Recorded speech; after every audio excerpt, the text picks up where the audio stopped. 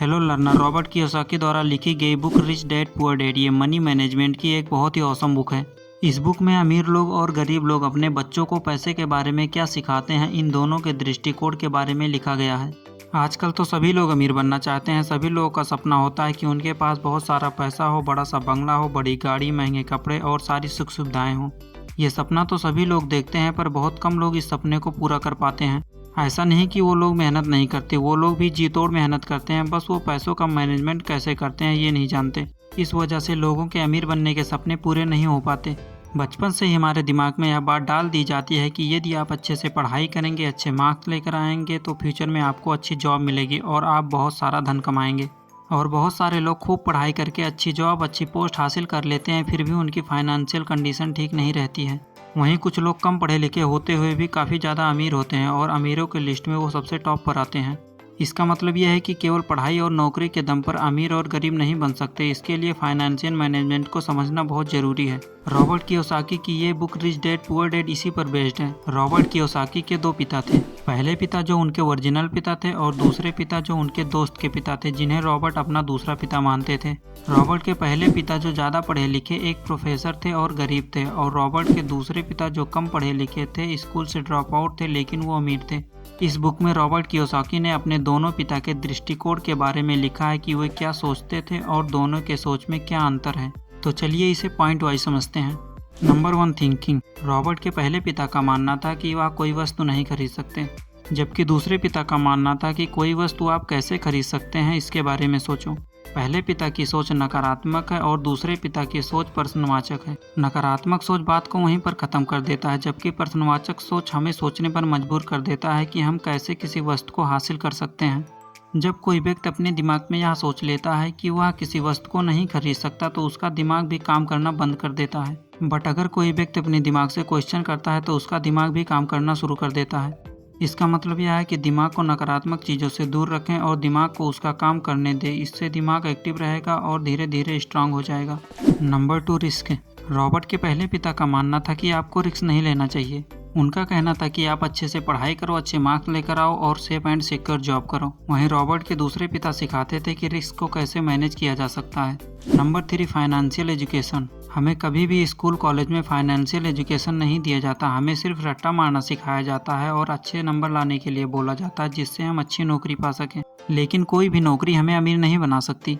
बहुत सारे लोग डॉक्टर, इंजीनियर बनना चाहते हैं, लेकिन वो 9 to 5 वाली रेट रेस में फंस जाते हैं और 2 लाख हर महीने कमा कर भी वो अमीर नहीं बन पाते। बस अपर मिडिल क्लास बोले जा सकते हैं और उन्हें सारा समय नौकरी के लिए देना पड़ता है, जबकि अमीर लोग हमेशा फ्री होते हैं। वो जब चाहे जहाँ चाहे वो आराम से जा सकते हैं।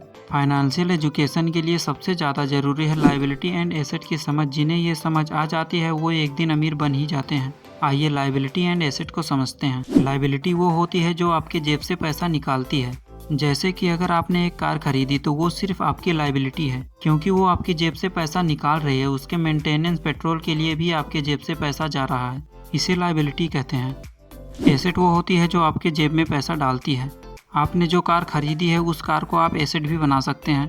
अगर आप उस कार को ओला, उबर से लिंक कर देते हैं और एक ड्राइवर रख लेते हैं तो वो कार आपकी जेब में पैसा डालने लगेगी। इस तरह आप लायबिलिटी को एसेट में बदल सकते हैं। Number 4, learn from mistake.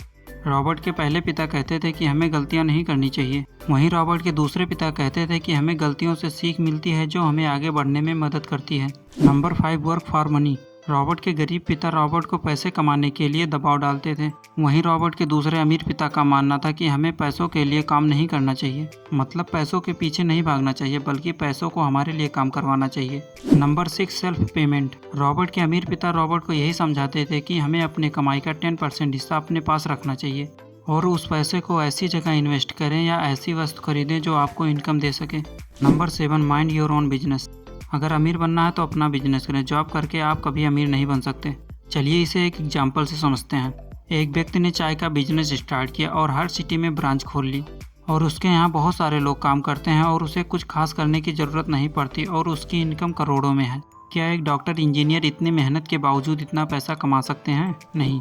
Number 8, work to learn, don't work for money. Author कहते हैं कि अगर आपको बिजनेस करना है तो पहले किसी बिजनेस में जाकर जॉब करें और वहाँ पर पैसों के लिए काम ना करें, बल्कि वहाँ पर सीखने के लिए काम करें कि हर चीज़ कैसे वर्क करती है।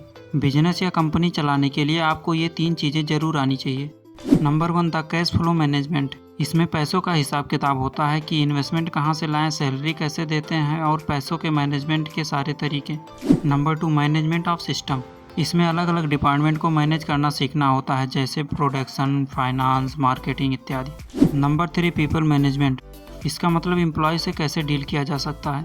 जैसे कोई भी कंपनी ओनर हर स्टाफ से डायरेक्टली बात नहीं करता है, इसके लिए हर लेवल पर एम्प्लॉय होते हैं, जैसे डायरेक्टर, प्रोडक्ट मैनेजर, सुपरवाइजर इत्यादि। आपको ये बात जानकर हैरानी होगी कि हर एमबीए को ये चीज़ें सिखाई जाती हैं, लेकिन 94% दूसरे के लिए काम कर रहे होते हैं, क्योंकि उन्हें सिर्फ थ्योरी पता होती है, प्रैक्टिकल नॉलेज नहीं होती।